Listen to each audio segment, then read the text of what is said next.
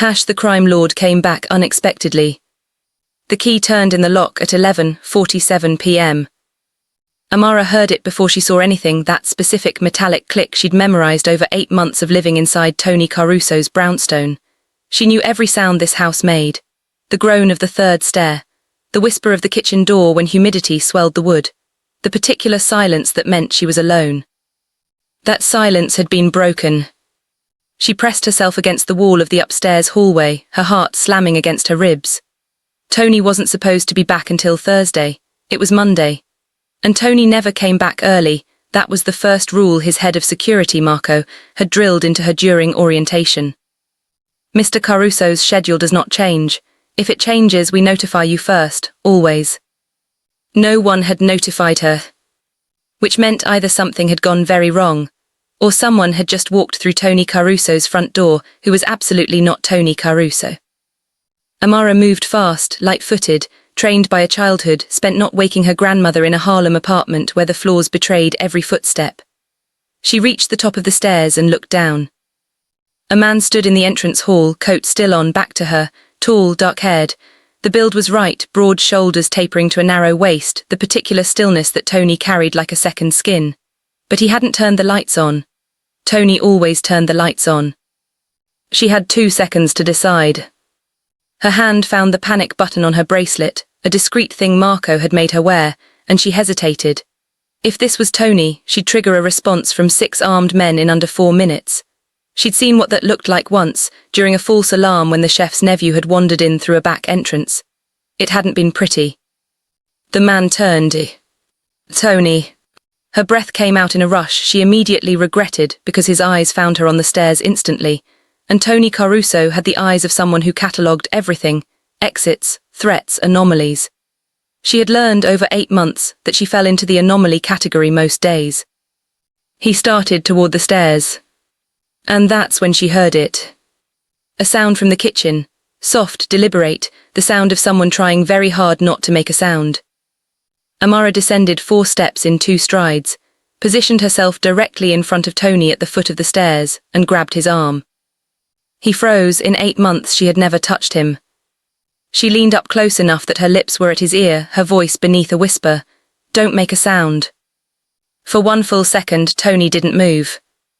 Amara could feel the tension in his arm, coiled, dangerous, the kind of stillness that preceded violence in the way that pressure preceded a storm. She had seen this man make a lieutenant cry without raising his voice. She had watched him end a phone call with 3 words and seen the colour drain from Marco's face. She was 25 years old, and she was holding his arm in the dark and telling him to be quiet. She felt rather than heard the decision move through him. He went still in the particular way that meant I'm listening. She pointed toward the kitchen. His eyes moved there, then back to her, one question in them: how many? She held up 2 fingers, then shook her head. She didn't know. She'd only heard 1 set of sounds, but this house had taught her things, and one thing she knew was that people who broke into a mafia boss's home did not typically come alone. Tony reached into his coat. Amara caught his wrist, shook her head again. He looked at her like she had lost her mind, and perhaps she had, because she was now physically restraining a man who'd once had a city councilman's car set on fire for being parked in the wrong spot. But she had a reason, and she needed him to trust her for approximately 40 more seconds. She held up her phone. On the screen, she'd pulled up the security feed. 3 people in the kitchen, not 2. But that wasn't what she needed him to see. She scrolled to the feed timestamp. 11:31 p.m., 16 minutes ago. She played the clip. The kitchen door opened from the inside. Someone had let them in. Tony watched the clip once. His jaw tightened almost imperceptibly. Then he looked at her and she saw something shift behind his eyes, a recalibration, like a man who'd just been handed information that restructured everything he thought he knew about tonight. He took out his phone and typed 1 word to a contact she couldn't read. Basement. He put the phone away, looked at her, pointed up. She understood. Go upstairs, stay there. She shook her head.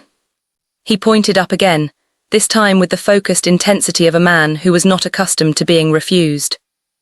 She pulled up the security feed again and showed him the upstairs hallway, the east wing, specifically. where a fourth figure crouched beside the door to Tony's private study. He studied the screen for 4 seconds. Then he did something she hadn't expected. He almost smiled, just the faintest movement at the corner of his mouth, not warmth exactly, more like recognition, the expression of a man who was recalibrating her too. He gestured, "You come with me." They moved through the house like two people who had done this before, which they absolutely had not. But Amara knew every inch of this brownstone, not because she'd been trained to, but because this was the nature of the work nobody talked about. Housekeeping for a man like Tony meant understanding the architecture of his life, where the shadows fell at different hours, which rooms he never entered, which hallways the staff used so they could be invisible.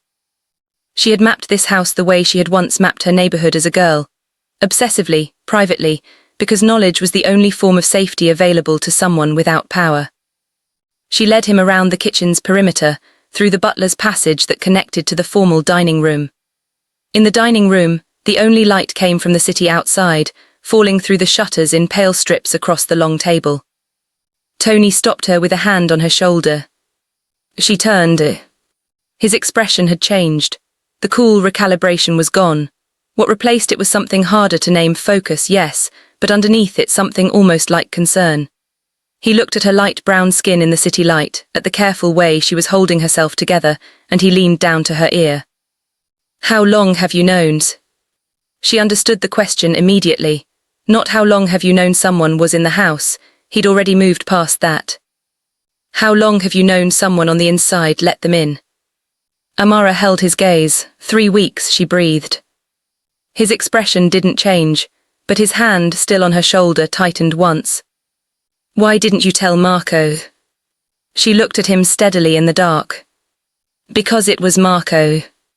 The dining room held its breath. Tony's hand dropped from her shoulder. He stepped back just 1 step, and in the pale strips of light crossing his face, Amara watched something happen to him that she suspected very few people had ever witnessed.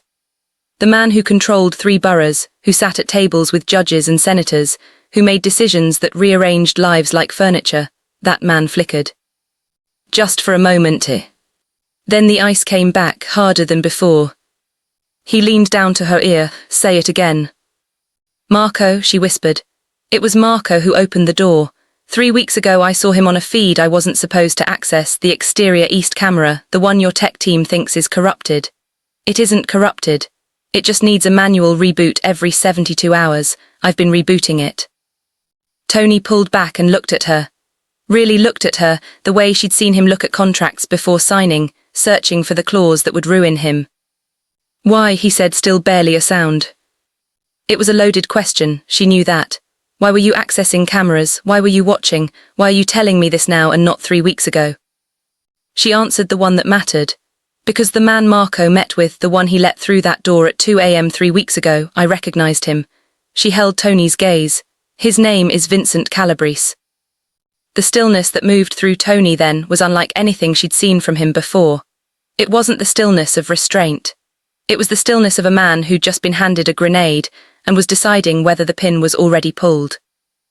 Vincent Calabrese, she knew enough, had absorbed enough from 8 months in this house, from conversations she'd overheard while being professionally invisible, to understand what that name meant. Vincent Calabrese was the reason Tony's older brother had been buried on a Tuesday 4 years ago with a closed casket. Tony straightened slowly.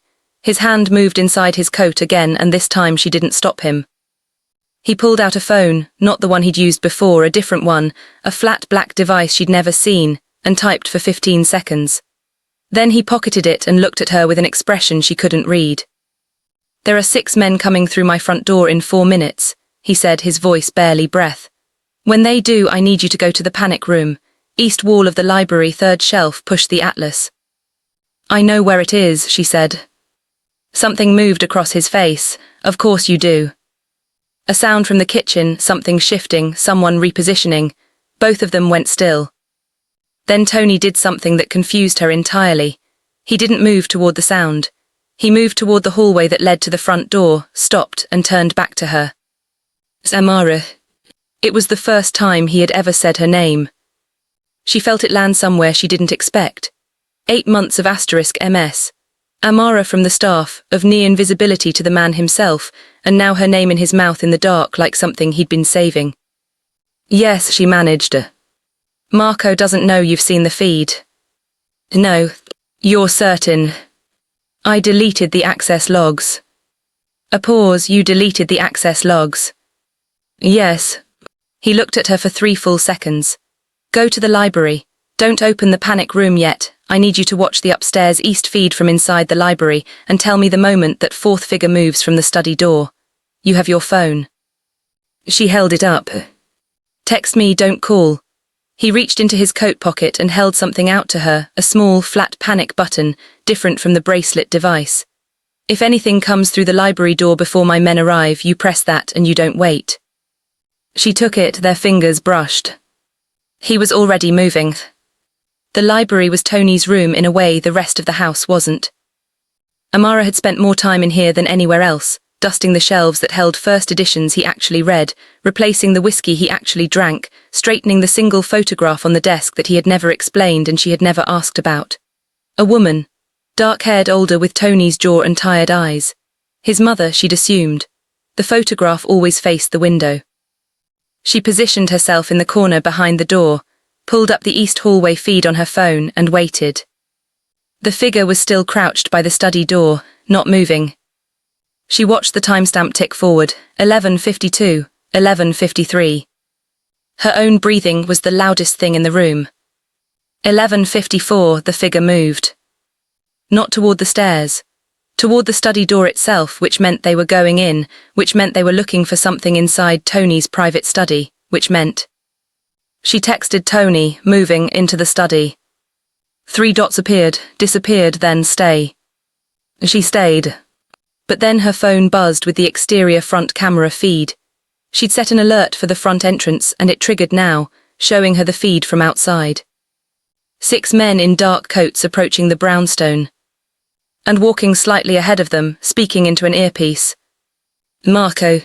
He'd come back. He was leading Tony's own security team to the front door, which meant he knew Tony was inside, which meant somehow. Her phone lit up with a text from an unknown number. No name, no introduction. Tell Tony his driver talked. Marco knows he's home. This is not a robbery. Get out of that house. Amara stared at the message. Unknown number, but the text had come through on the secondary line, the number only Tony's household staff used, which meant whoever sent it was someone who had that number, someone on the inside but not Marco. She made a decision in under 4 seconds. She moved out of the library into the hallway, calculating. Tony had gone toward the front of the house. The 6 men, Marco, were 30 seconds from the front door. The 3 intruders in the kitchen were already inside. The 4th was in the study. Tony was walking into a pincer. She ran. Not toward the panic room, not toward safety. She ran toward the sound of Tony's footsteps.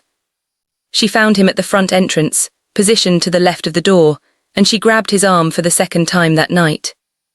He spun, and for one terrifying half-second, she saw what Tony Caruso looked like when he was about to act on instinct, something ancient and cold and absolute. Then he registered her face and pulled it back. What? She shoved her phone at him, the unknown text. He read it once. His eyes went to her face, then back to the phone. He looked at the exterior feed she still had open, Marco, 6 men, 20 seconds now. She watched the exact moment he understood. This wasn't a robbery. This wasn't a power play over territory or money or any of the things she'd half theorized over 3 weeks of watching the feed. This was an assassination dressed as a home invasion, run by the man Tony trusted most, bankrolled almost certainly by Vincent Calabrese, and planned around a schedule that wasn't supposed to change. Someone had changed his schedule. Someone had moved him from Thursday to Monday and not told her, had deliberately not told her, because whoever arranged this hadn't accounted for the housekeeper who rebooted a corrupted camera every 72 hours. Tony pocketed her phone, grabbed her wrist and moved. Not toward the panic room, not toward the back exit. He pulled her toward the basement stairs. Tony, there's a door in the basement, he said, his voice low and completely level in a way that frightened her more than shouting would have. Leads to a passage beneath the street, comes up 2 blocks east. He didn't slow down. I'll explain the rest when we're out. The rest, she whispered. He stopped at the basement door, turned, and looked at her in the dark hallway with an expression that cracked something open in her chest. Not softness, exactly, but something close to it. The look of a man who had trusted the wrong people for a very long time and was only now, in this moment, doing the math. Someone changed my schedule, Amara. He said her name again, deliberate. Someone who knew I'd come home early and walk straight into this. The front door rattled. Marco's key in the lock. I didn't change it, she breathed. I know, Tony held her gaze. That's not what I'm saying. He pulled the basement door open. I'm saying, he said quietly, that the only person who was supposed to know about this house, this schedule and this passage is already dead. The passage beneath the street was exactly what it sounded like. Narrow, cold, lit by a single strip of emergency lighting that cast everything in a thin blue-white glow. Amara moved through it behind Tony, her shoulder occasionally grazing the stone wall, her mind running calculations she didn't want to make. The person who knew about this passage was already dead. She turned that over as she walked. Behind them she could hear nothing. The passage was thick-walled, old, built for a different era's different emergencies. Whatever was happening in the brownstone above them was happening in a separate world now. Who, she said to Tony's back. He didn't slow down. His name was Donatello, Don to everyone who knew him, a pause that carried weight. My consigliere, my father's before me. When? 6 weeks ago, supposed heart attack. Another pause. He was 51, ran 10 kilometers every morning. Amara processed this, and he was the only one who knew about this passage. And the secondary staff line, Tony glanced back at her briefly, the number that text came from. She'd already made that connection, she just hadn't wanted to say it first. So either someone got the number from Don before he died. Or Don isn't dead. Tony said it flatly as though he'd been sitting with that possibility for some time. I never saw the body, I was in Milan. By the time I landed he'd been cremated. A beat. Against every tradition he ever held. Amara thought about the unknown text. The clean grammar, the precision of the warning, tell Tony his driver talked. Marco knows he's home, not you should know or heads up. Operational language, the language of someone who'd spent decades in rooms where imprecision got people killed. The photograph, she said quietly, on your desk, the woman. Tony stopped walking. She nearly walked into him. He turned slowly, and in the pale emergency light his face was doing something complicated. That's my mother, he said. I know, but last Tuesday when I was cleaning the study the photograph was facing inward, toward the room. You always keep it facing the window. She held his gaze. I repositioned it, but when I came back Thursday morning it was facing the window again. I was the only one in that room. The silence stretched. You're saying someone was in my study. I'm saying someone was in your study who knew exactly how you keep that photograph. She let that sit. Someone who's been in that room before, many times. Tony turned back and kept walking faster now. She matched his pace. If Don is alive, he said carefully, he's been hiding for 6 weeks, which means he faked his death for a reason. He paused, which means he knew what was coming before it came. He was trying to protect himself, Amara said. Or, Tony said, he was trying to protect me. He stopped at a steel door at the passage's end, a keypad beside it. He entered a code she looked away from instinctively, old habit, the discretion of someone trained to be invisible. Don was the one who recommended I hire outside staff rather than family-connected people after my brother died. He said it was safer, less exposure. He entered the final digit. He was the one who found your agency. Amara went very still. Tony pulled the door open, looked at her in the thin light. He specifically requested someone with no connections to any family, no Italian community ties, no prior household work for anyone in this world. He studied her face. You. She didn't know what to say to that. She had taken the job because it paid exceptionally well and asked no questions, which had suited her own reasons perfectly. She had not asked why she was chosen. I didn't know him, she said, and it came out more careful than she intended. I know, Tony held the door, but he knew about you, and right now that might be the most important thing either of us has. The door opened into a restaurant basement. Closed at this hour, dark except for the ambient light from the street filtering through half windows near the ceiling. Stacked chairs, the smell of garlic still in the walls. Amara emerged into it feeling like she'd crossed a border, The brownstone already belonged to another version of tonight. Tony pulled out the black phone, typed something, waited. She looked around, steadying herself. She was still in her housekeeping clothes, dark trousers, a simple cream blouse. She'd been in the middle of the late inventory when she'd heard the lock. In the hours since, she'd dismantled what felt like the entire architecture of her last 8 months, and she hadn't even raised her voice. Her hands were shaking. She noticed this with detached interest, the way you noticed weather. "Sit," Tony said without looking up from the phone. "I'm fine. You're shaking." "I know, I'm still fine." He looked up then. Something moved through his expression. She'd been cataloguing his expressions for 8 months the way she'd catalogued the house, and this one she had no file for. It wasn't calculation, wasn't warmth exactly. It was something more unsettling than either. Attention, real attention, the kind that saw. "You've been watching my security feeds for 3 weeks, he said. "You've been collecting evidence, deleting access logs, maintaining a camera the tech team doesn't know is functional, and tonight you put yourself between me and an ambush." He paused. "Why?" The question landed differently than she expected. Not aggressive, genuinely asking. Amara sat on a stacked chair because suddenly her legs agreed with him. She pressed her palms flat on her thighs, steadied her breathing, and decided to tell him the truth. Not because it was strategic, because she was tired of the specific exhaustion that came with managing what you revealed. "My brother," she said. "His name is Kofi, he's 22. She looked at Tony directly. 8 months ago he borrowed money from a man named Sutter. Street level, nothing to do with your world, just a neighborhood predator. The debt became something my brother couldn't pay. Sutter sold the debt upward." She paused. "It ended up owned by a man connected to Vincent Calabrese." Tony's expression didn't change, but his attention sharpened. "Calabrese used it as leverage to get information about your household, your schedule, your routines." She kept her voice level.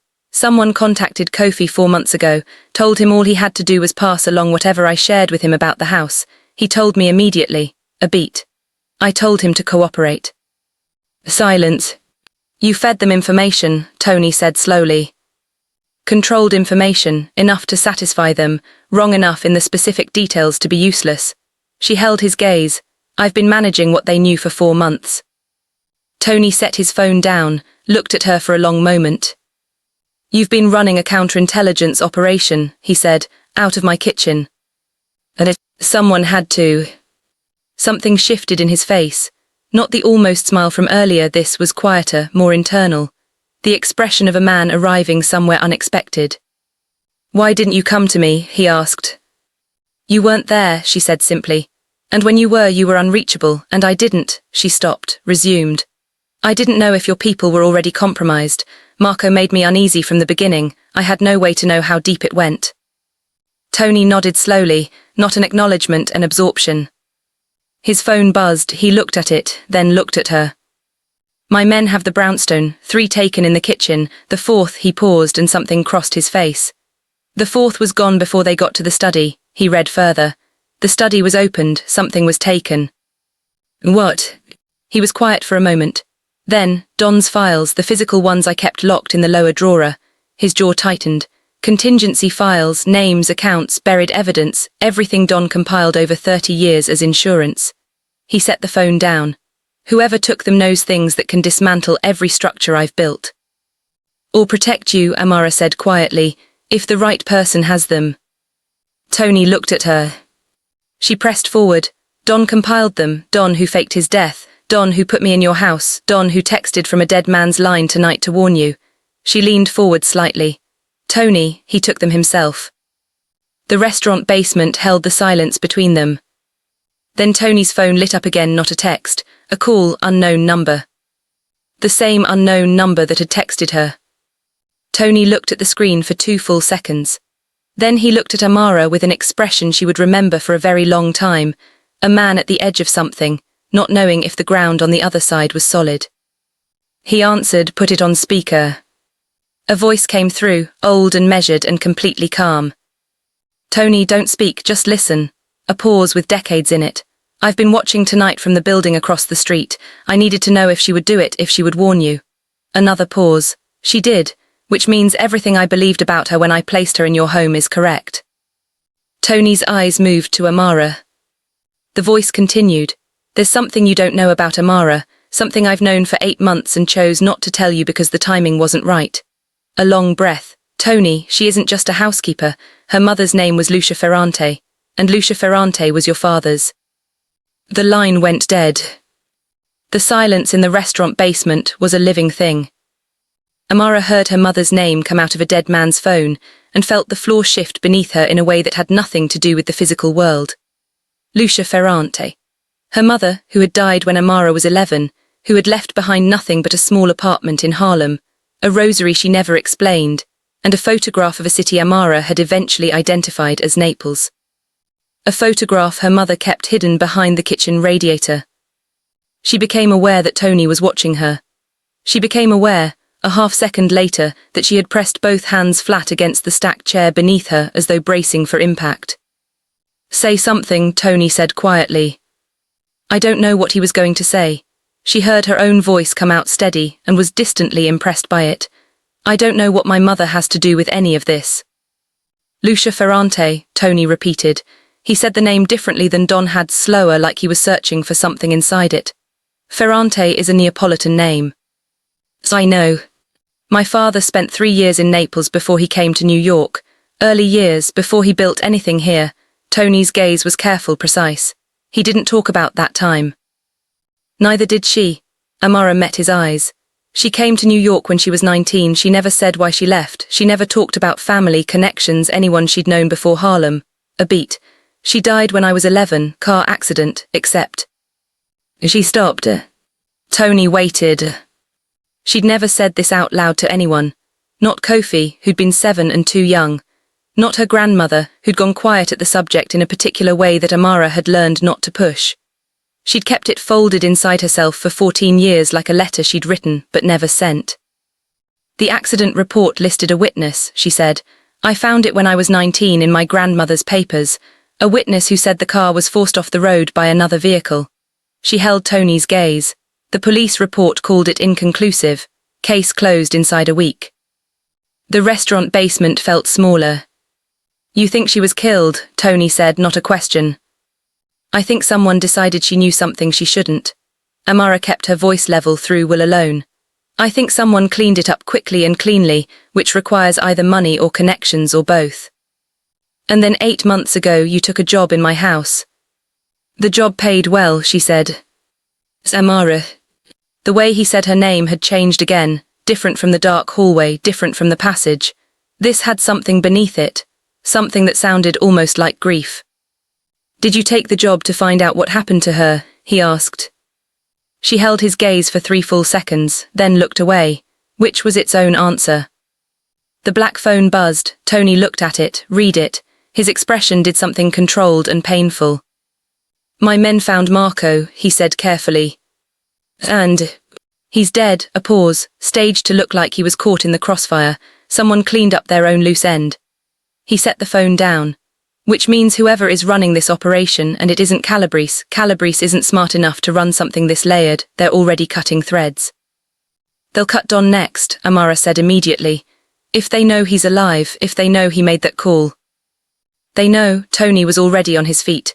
The call lasted 40 seconds, anyone monitoring that line, and if they're this deep they're monitoring everything, they heard enough. He looked at her. We need to find Don before they do. We, she repeated. He looked at her with an expression that had moved past the careful, recalibrating attention of earlier into something more direct. You're not going back to the brownstone. You're not going home. Your brother. Kofi, her voice sharpened involuntarily. Where is he right now? She pulled out her phone. Her hands had stopped shaking. She noticed this too, the way fear at a certain depth became something colder and more useful. She texted Kofi the word they'd agreed on 4 months ago for exactly this scenario. Grandmother's recipe. 3 dots, then a location pin, a diner in the Bronx where their actual grandmother had once worked. Kofi was already there. He'd understood the moment she sent it. She exhaled, he's safe. Tony was already moving toward the restaurant stairs. There's a car 2 blocks north. I need you to think, anything your mother left behind. Any name, any place, any object that didn't make sense to you as a child that might make sense now. Anything Neapolitan. Amara stood, followed him, and thought about her mother the way she'd trained herself not to for years, without the protective layer of grief softening the details. Just the facts, the rosary, the photograph of Naples, the name of the street in the photograph she'd once looked up, Via Caruso. She stopped walking. Tony was 3 steps ahead. He turned. Via Caruso, she said. There's a street in Naples. It was in my mother's photograph. I always assumed it was coincidence. Caruso is a common enough name. She watched his face. It isn't coincidence. Tony came back to where she stood. He was close enough that she could see the specific quality of restraint in his jaw. My grandfather built on that street, the original family property. It was sold when my father left for New York. He paused. Nobody knows that property's history except people who were there.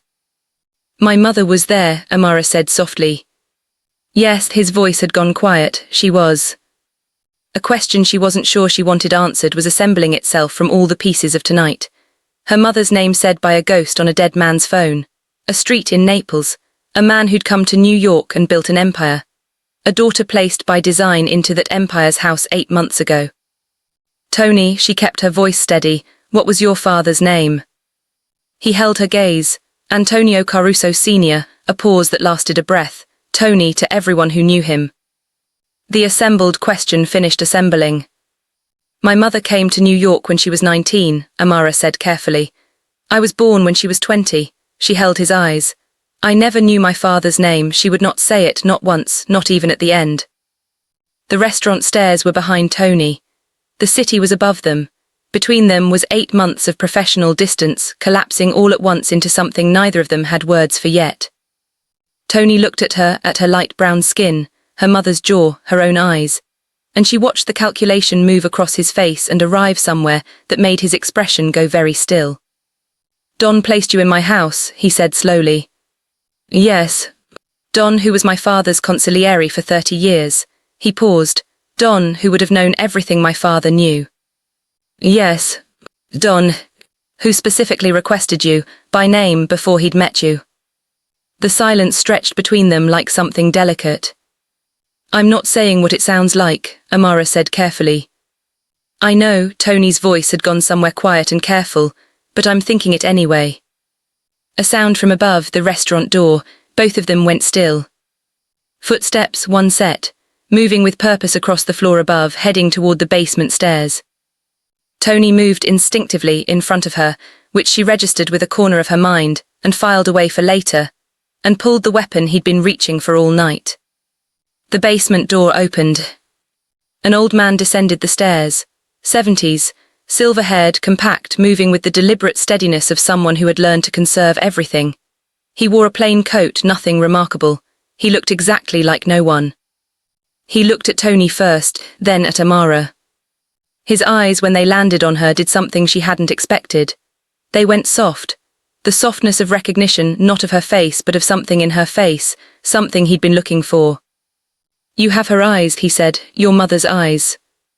Tony lowered his weapon by 2 inches. Don. Don, the old man confirmed, entirely unbothered by the gun. He reached the base of the stairs and stopped, looking between the two of them with the expression of a man who had been carrying something heavy for a very long time, and could see, finally, a place to set it down. I owe you both an explanation, he said. You owe me more than that, Tony said quietly. Yes, Don looked at Amara again. I owe her more than that. He reached into his coat and produced a sealed envelope, aged and slightly worn at the corners. Her name was written on the front in handwriting she didn't recognize. Then recognized. She'd seen it once. On the back of the Naples photograph in faded ink, 2 words she'd always assumed were a caption. My Amaris. Her mother had never called her that. Her mother had called her Amy. Her grandmother had called her Amy. Everyone had called her Amy since the day she was born, except the person who'd written on the back of that photograph in handwriting that matched the envelope Don was holding. The handwriting of a man who had known her name before she had one. He wrote it the year before he died, Don said gently. Your father, he made me promise to give it to you when the time was right. He held out the envelope. I'm sorry it took this long. The time was never right until tonight. Amara stared at the envelope. Her hands, steady through everything else tonight had thrown at her, were shaking again. She took it.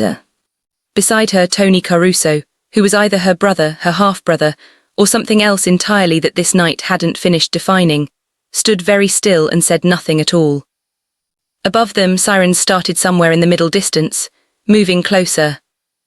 Don looked up at the ceiling with the expression of a man reading weather. "We have perhaps 6 minutes," he said calmly.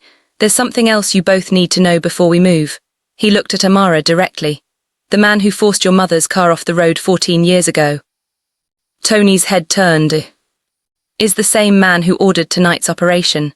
Don's voice was completely even. "He's been waiting a very long time to close a door he should have closed 25 years ago when Lucia left Naples." A pause. "He isn't Calabrese. Calabrese is a tool." "Who is it?" Tony asked. Don looked at him steadily. "His name," the old man said, "is Cardinal Emilio Voss, and he isn't just connected to your world, Tony." He paused. "He runs it, has run it for 30 years from behind a collar and a Vatican appointment." Another pause. "And he knows that envelope exists. He's known for 14 years, it's the reason Lucia died." Amara looked down at the envelope in her hands. Whatever was inside, it had killed her mother. And she hadn't opened it yet. 6 minutes. Amara looked at the envelope and made a decision that surprised even herself. She put it in her pocket. Don blinked. Tony looked at her. "Not here," she said, "not with 6 minutes and sirens." She met Don's eyes. "You said there's something we need to know before we move, say it fast." Don studied her for a half-second with an expression that looked almost like pride. Then he nodded. "Cardinal Voss has been embedded in the structure of 5 American families for 3 decades, not as muscle, not as money, as intelligence. He collects information the way other men collect power, because information is the only power that compounds without limit." Don spoke quickly, economically, a man accustomed to briefings. "Your father discovered this, Tony, 2 years before he died. He began quietly building a case, documented transactions, recorded conversations, names of officials Voss owned. He compiled everything and gave it to me." "The contingency files," Tony said. "The contingency files were the decoy." Don's voice was level. "I built those for Marco to find, for Voss to believe that's what he was after." He looked at Amara. "The real documentation, everything your father compiled, is in that envelope." The sirens were louder. "Voss has spent 14 years trying to recover it," Don continued. "When Lucia left Naples, she carried a copy. Insurance, your father called it in case something happened to him. Something happened to him, then something happened to her." His jaw tightened, the first crack in his composure. "I should have moved sooner. I spent too many years believing the system could handle Voss through legitimate channels. I was wrong." "You faked your death," Tony said, "not an accusation, a question." "Voss was moving against me. I had perhaps 48 hours before it became permanent. I chose to disappear instead and wait for the right moment." Don looked at Amara. "I'd been watching you for years, your mother's daughter, building a life, raising your brother, asking no questions publicly while privately I could see you looking. The FOI requests, the archived accident reports, the trip to Naples you took when you were 23. He paused. "You went to Via Caruso." She had stood on that street for 40 minutes. She hadn't known why. She'd told herself it was curiosity. "I knew you were ready," Don said simply. "I knew that if I placed you in Tony's house and the right pressure came, you would do exactly what you did tonight." He glanced upward. "We need to move." "Where?" Tony asked. Don produced a key, old brass, a simple cut. "There's a building in Red Hook. Your father bought it through 7 layers of holding companies in 1987. It doesn't exist on any record Voss has access to because it predates his involvement with the family." He handed Tony the key. "4th floor, everything you need is there." Tony took the key, then looked at Don with 8 months of questions and 35 years of relationship compressed into a single beat of silence. "Why didn't you trust me with this sooner?" he said quietly. Don met his eyes. "Because until tonight I didn't know how many people around you were already his." A pause waited with something old and painful. "I couldn't risk telling you and having it reach him. I needed to know who was left that he hadn't touched." He glanced at Amara. "She was the only one he hadn't thought to buy, because he didn't know I'd placed her, because I told no one." Tony absorbed this, nodded once. Then, "The Cardinal, where is he right now?" "In the city," Don said it grimly. "He arrived this afternoon from Rome. He expected tonight to be finished business." A pause. "He'll know by now that it isn't." "That makes him dangerous," Amara said. "He's always been dangerous," Don said. "Now he's also desperate. Desperate is worse." The sirens peaked close, very close, then began to fade. Moving past, not stopping. All three of them let out breath at slightly different moments. Don moved toward the passage door. I'll reach you through the secondary line when it's safe. Don't use the brownstone number, any of Tony's registered lines, or, he stopped, looked at Amara with that same complicated softness. Read the letter, he said gently. Whatever you feel when you read it, give yourself time with it before you decide anything. Your father was a complicated man, but what he felt for your mother was not complicated at all. He was gone through the passage door before she could respond. The car Don's instruction had referenced was exactly where Tony said, 2 blocks north, a dark sedan, keys above the visor. Tony drove. Amara sat in the passenger seat and watched the city slide past and thought about her mother. Lucia, who had kept a rosary she never explained, who had come to New York at 19 and built a small, careful life and never looked backward, not once, not in any way Amara had ever seen. Who had called her daughter Amy instead of Amara, she understood now not as a nickname but as a kind of protection. A blurring, a way of making her daughter harder to find. She'd been hiding in plain sight for 11 years. And then someone had found her anyway. Amara pressed her fingers against the envelope in her pocket, felt the thickness of it, multiple pages.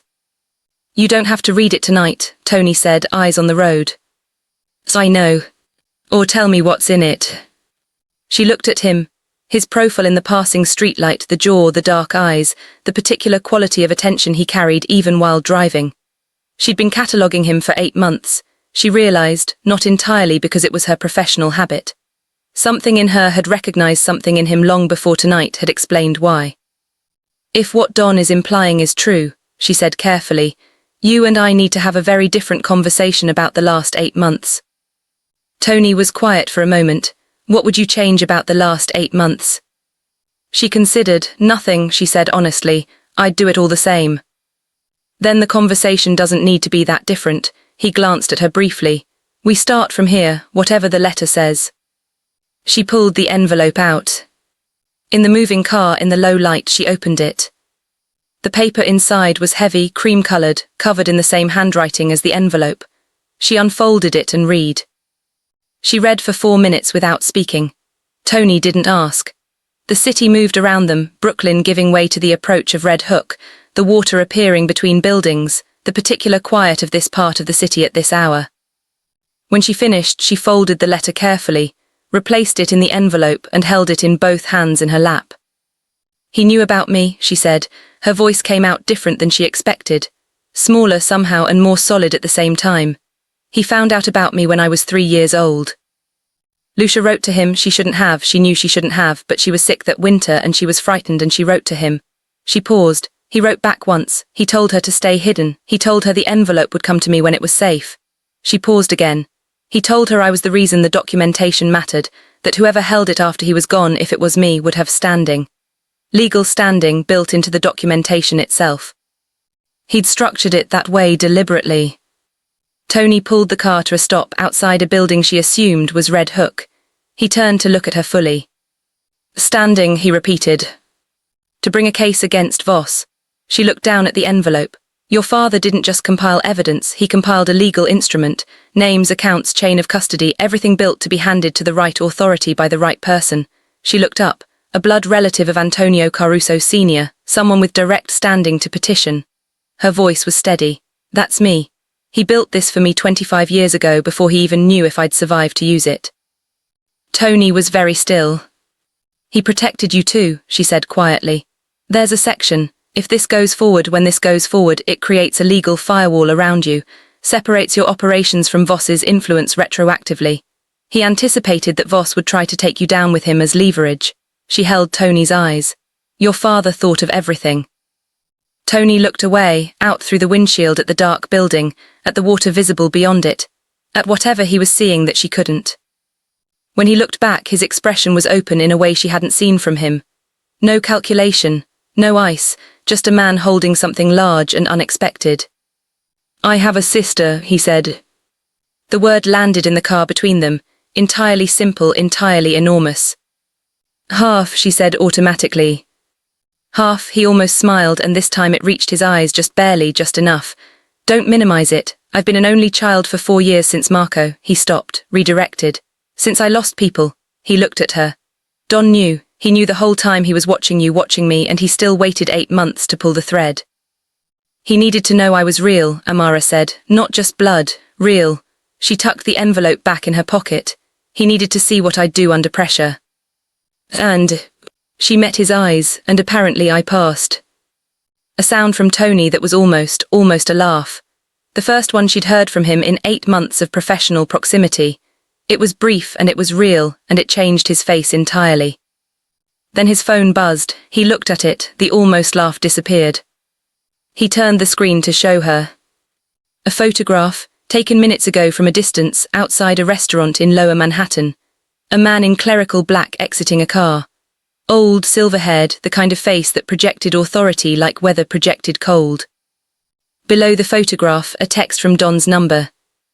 He knows about the Red Hook building. Someone talked, do not go in. Cardinal Voss is already inside. Amara looked at the building in front of them. Dark windows, quiet facade. 4 floors of dark, quiet windows. Except she looked more carefully, the 4th floor. 1 window. A shadow moving behind it, slow and deliberate, the movement of someone who was not hurrying because they did not believe they needed to. Tony was already reaching for his phone, pulling up contacts, beginning to dial. She put her hand on his arm, 3rd time tonight. He stopped her. She was looking at the building, at the 4th floor window, at the shadow that had stopped moving and was now, she was almost certain, looking back out at the street, at the car, at them. He's been 1 step ahead all night, she said quietly, because someone keeps telling him where we're going. Tony followed her eyes to the window. Don told us to come here, Tony said slowly. Don told us to come here, she confirmed. The shadow in the window moved again, pulling back from the glass. Either Don was compromised between the restaurant basement and now, she said carefully, or Don was never on our side at all. She kept her voice level, or there's a 3rd option. Which is? She looked at Tony. Don told us to come here because he knew Voss would be here, because he wanted us to find him here. She paused, because everything tonight, the timed return, the warning, the passage, the letter, this building, none of it was reactive. She held Tony's gaze. Don has been running this operation, not responding to it, running it, and we're not the targets. Tony looked at the building. Voss is, he said. Voss walked into a building that belongs to your father's estate, she said, with documentation inside that I now legally hold standing over, with 2 witnesses in a car outside. She reached into her pocket, and your father's letter, written in his hand, detailing 30 years of Voss's crimes. She paused. Don didn't lead us into a trap. She looked at Tony. He led Voss into one. Tony stared at the building for 3 long seconds. Then he looked at Amara with an expression she would spend a long time after this trying to find words for, something between wonder and recognition. The look of a man meeting someone for the first time and realizing he's been waiting for them. He picked up his phone, made the call. While it rang, he glanced at her. When this is over, he said quietly, I want to hear about your mother, everything you remember. Amara looked at the building, at the 4th floor window. At the shadow of a man who had killed her mother, and was about to discover that everything he'd spent 25 years trying to prevent had been building toward this exact moment. When this is over, she said, I'll tell you everything. Tony's call connected. This is Caruso, he said. I need you at Red Hook now and call the federal contact, the clean one. Tell him we have the documentation and we have the man. A pause. Tell him Cardinal Voss is waiting for us on the 4th floor. He looked at Amara one more time. Tell him we're coming in. He ended the call. The building waited in front of them, dark and still. Somewhere above them, a light came on. 4th floor. The window filled with light, and in it, clear now, unmistakable, the silhouette of a man who had run out of darkness to stand in. Amara's hand was on the door handle. Tony reached across and put his hand briefly over hers, not stopping her. Something else entirely. She looked at him. Together, he said. She opened the door. The night was cold and clear, and full of things that hadn't finished happening yet. The building smelled like time. Amara stepped through the ground floor entrance behind Tony and felt it immediately, the specific stillness of a space that had been preserved rather than inhabited. Dust that hadn't settled recently. Air that hadn't circulated. the smell of old wood and older decisions. Tony moved through the dark with the confidence of someone following memory rather than sight. She stayed close enough that she could feel the warmth radiating off him in the cold building, and tried to map the space as her eyes adjusted. Ground floor open plan stripped bare, industrial bones, loading bay at the rear sealed. A staircase on the left, metal, functional, rising into darkness above them. Tony stopped at the base of the stairs, listened. Above them, nothing, no footsteps, no movement. The light she'd seen from outside had gone off. Voss knew they were coming. Tony leaned to her ear. Stay 2 steps behind me on the stairs. If I stop, you stop. If I go flat, you go flat. He paused. Don't argue with me about this. I wasn't going to, she said. He glanced at her with something that might have been surprise. I know what I'm good at, she said quietly. Stairs with armed men aren't it? He held her gaze for a half-second, nodded, turned to the stairs. They moved up through the first floor empty, same as the ground, and the second where the darkness was deeper and the smell of the building changed slightly. Something chemical. Old paint or older solvents. The third floor had a door that stood open, and Tony checked the room beyond quickly, efficiently, the way she imagined soldiers moved through spaces and found nothing. At the 4th floor landing, he stopped. The door was closed. Light bled beneath it, not the clean white light she'd seen from outside, but something warmer. A lamp. Someone had brought a lamp. Tony put his hand on the door handle. Looked back at her once. She nodded. He opened it. The 4th floor was not what either of them expected. It was furnished. Not extravagantly, a table, 4 chairs, a lamp on a side table that explained the light. Shelves along one wall holding files, binders, boxes. A small kitchen space at the far end, and beside it a single cot with a blanket folded at its foot. Someone had been living here. At the table in one of the 4 chairs sat Cardinal Emilio Voss. He was older in person than the photograph, closer to 80 than 70, she revised. Silver-haired, heavy through the shoulders, with a face that had the particular quality of men who had wielded authority so long it had restructured their bones. He wore clerical black without the collar. His hands were folded on the table in front of him. Across from him in another chair sat Don. Both men looked at Tony and Amara as they came through the door with the calm of people who had been waiting. Not hostages. Not adversaries, at least not in this moment. 2 old men at a table, which was somehow more unsettling than anything else tonight had produced. Tony stopped 4 feet into the room. Explain, he said. Don gestured at the remaining chairs. Sit down, Tony. I'll stand. Then stand. Don's voice was tired in a way his voice in the restaurant basement hadn't been. The composure was the same, but underneath it something had shifted. Emilio turned himself in 40 minutes ago, he said. He came to this building alone and he called me directly. Tony looked at Voss. Voss looked back at him with eyes that were old and complicated and completely dry. I've been trying to end this for 2 years, he said. His voice was Italian accented, deep, each word placed with the care of a man who'd spent decades in rooms where words had consequences. Since I understood what I had become. He looked down at his folded hands. I did not order tonight's operation. Then who did? Tony asked. Voss looked up. My successor. The room absorbed this. You have a successor, Tony said flatly. Every structure has succession, Voss said. I built something over 30 years and I did not build it to die with me. I was careful about who I brought in, methodical. His jaw tightened. I was wrong about one of them, a man named Reyes, Hector Reyes. He has been managing my operations for the past 3 years and in that time he paused. Something moved through his face. He has done things I did not authorize, things I would not have authorized. Things like murdering my mother, Amara said. Her own voice surprised her. It came out level and direct, cutting through the room cleanly. Both old men looked at her. Tony went very still beside her. Voss looked at her for a long moment. Your mother's death, he said carefully, was Reyes operating without my knowledge. I discovered it 4 months afterward. By that point, he stopped. By that point the damage was done and I understood that I had created something I could no longer control. And my father, Tony asked quietly. Voss met his eyes. Antonio Sr. died of a heart attack, a genuine one. I want to be very clear about that. He held Tony's gaze steadily. I have done many things I cannot justify. His death is not among them. Tony said nothing. The muscle in his jaw worked once. "Why are you here?" Amara asked Voss directly. "Why turn yourself in now, tonight?" Voss looked at her with an expression that was too layered to read quickly, because Ray's made a mistake tonight that he does not yet know he made. He reached into his coat. Tony's hand moved immediately and produced a phone, which he placed flat on the table without touching it further. "He used my network to run tonight's operation. My channels, my contacts." A pause, which means every communication from tonight is logged in my system under my credentials. Amara understood before he finished. "You have documentation of tonight." "I have documentation of tonight last month and the past 2 years. Voss looked between her and Tony.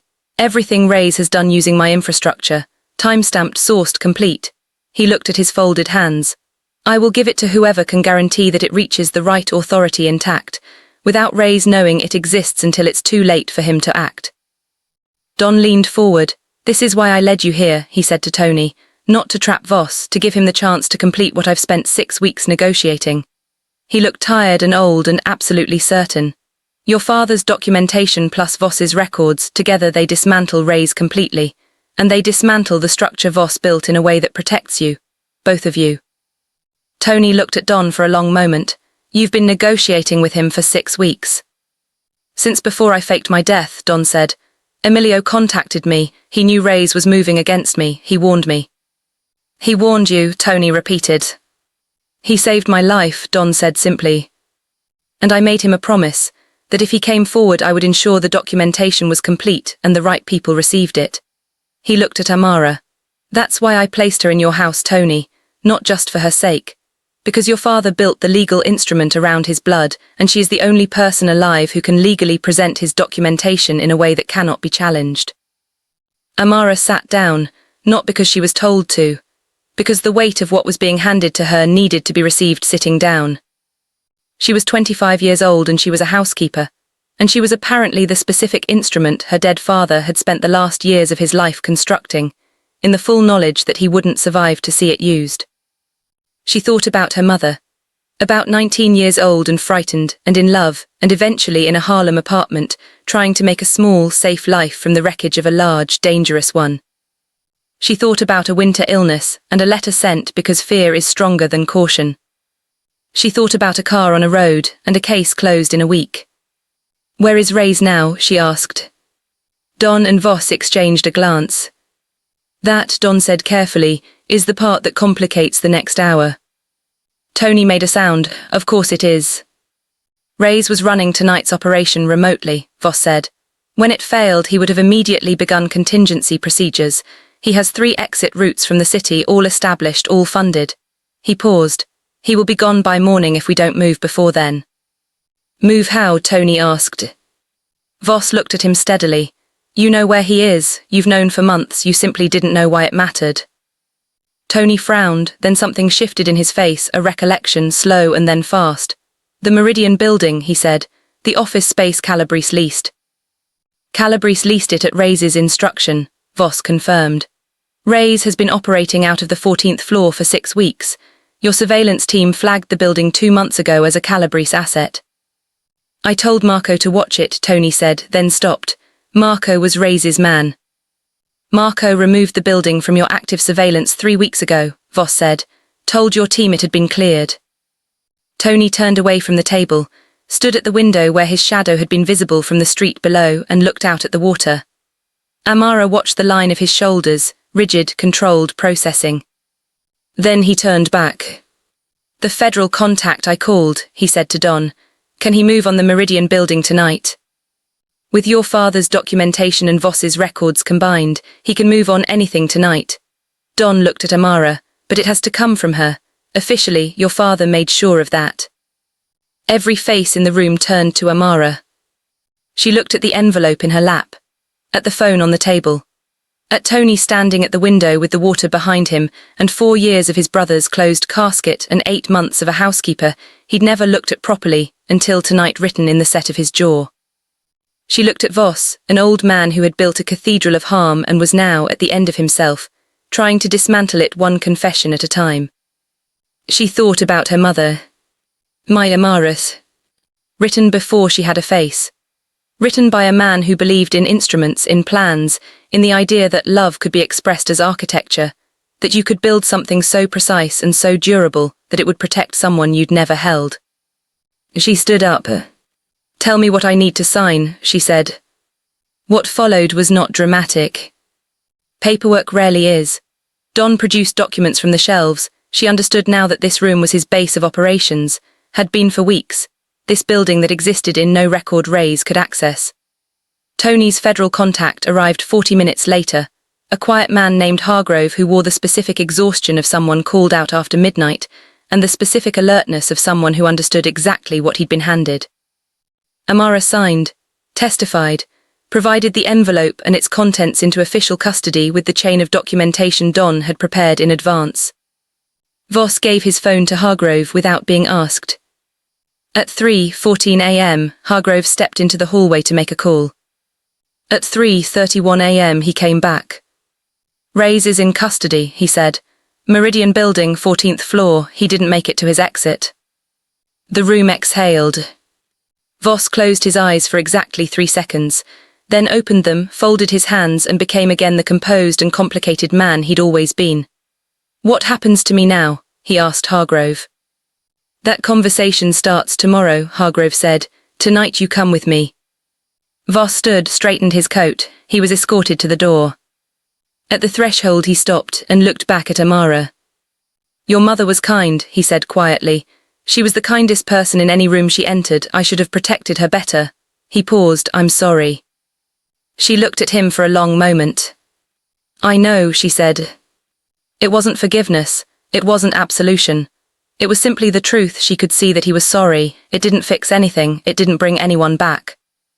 But it was real, and tonight had had enough unreality. He left.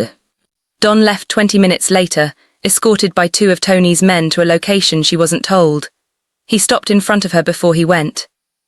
"There's more in those files about your mother," he said gently.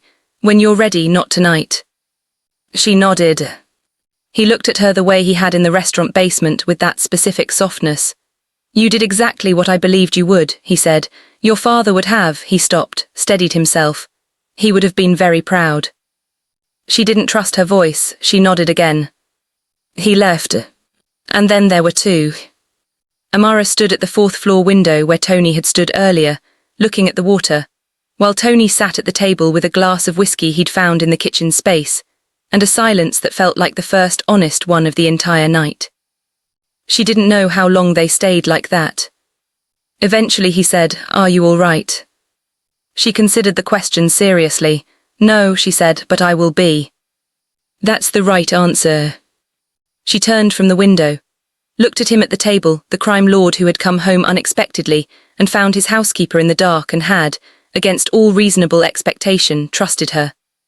Tony, who was 35 and ran 3 boroughs and had a dead brother and a missing father's love expressed as legal architecture. Tony, who was her brother and was also a stranger, and was also somehow, inexplicably, the person she trusted most in this particular moment. "I'm going to need a new job," she said. He looked at her. "I can't be your housekeeper anymore," she said. "That's no."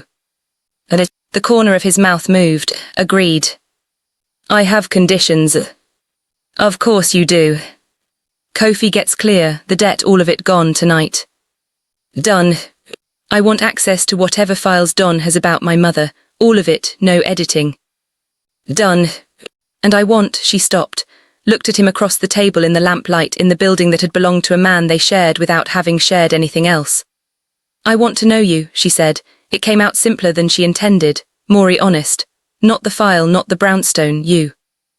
Tony looked at her for a long moment. "That," he said quietly, "might be the only thing tonight that frightens me." "Good," she said, "we're even." He almost smiled again, and then did fully, completely, the first real one she'd seen. She was halfway to smiling back when her phone buzzed. Unknown number. Not Don's line, different, new. She looked at the message. 4 words. Ray's had a partner. Her smile faded. She looked at Tony across the table. He'd seen her face change. He was already reaching for his phone. "What?" he said. She turned her screen to show him. He read it, set his glass down.